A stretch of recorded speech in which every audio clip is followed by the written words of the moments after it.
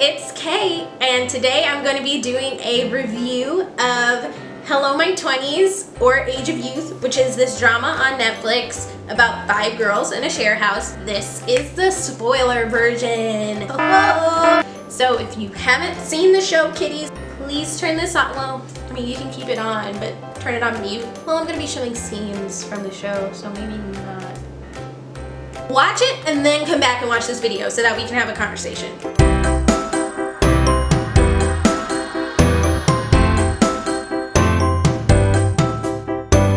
This show, oh my god, where it ends up is just it's really good and disappointing too. I'll get into that. Hello My 20s, where do I begin? So this show, I don't even know where to start.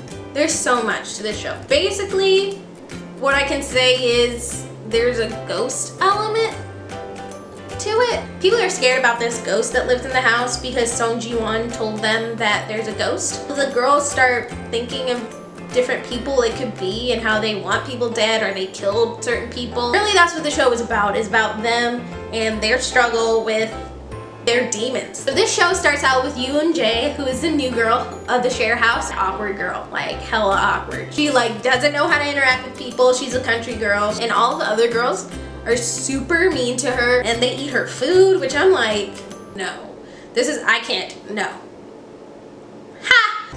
Then eventually they come around and she starts standing up more for herself. Then she starts acting really weird, like she purposefully goes up to someone who's kind of a kidnapper and murderer, and she just like, you know, I'm fine with it, let me die right now. She's dealing with her own stuff, having possibly killed her father, who's trying to murder her mom and who might have actually murdered Yoon Jae's brother. She's dealing with a lot, so I guess I kind of get it, but it was still very weird because she's always so sweet and nice, and I just want her to get her stuff together.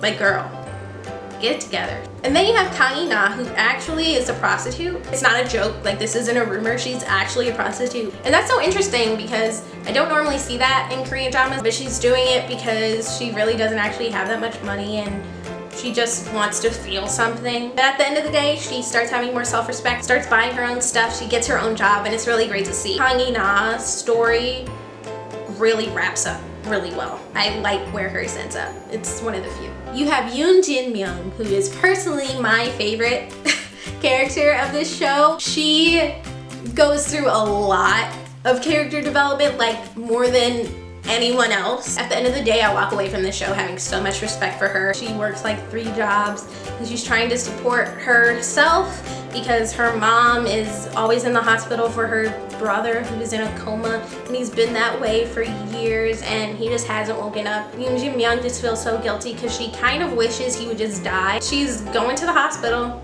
about to pull the plug, but then her mom does it instead. It's this really sad moment. She has this part of her story where she realizes that her and Kang Na, the prostitute, aren't that different, and that's really interesting to see too.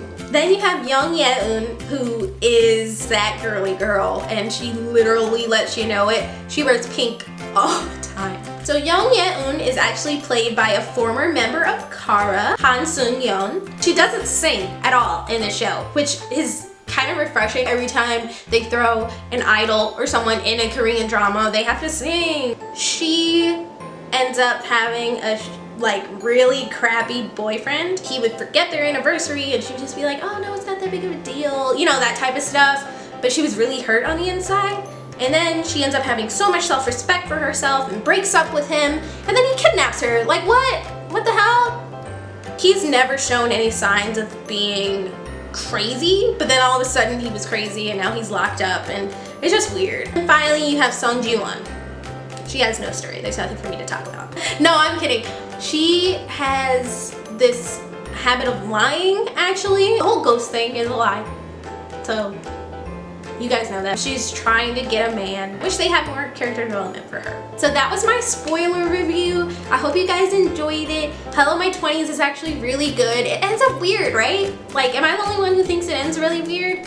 I hope not, because if you guys think that's normal, you have some problems. it was interesting. It was good. So I suggest everyone watch it. I might watch it again just because it's interesting. Let me know what you think of the drama. If there were any moments that made you laugh or cry or just feel something, I would love to hear that and talk about it because I felt a lot while watching this show. Until next time, peace out, Kae-Scouts.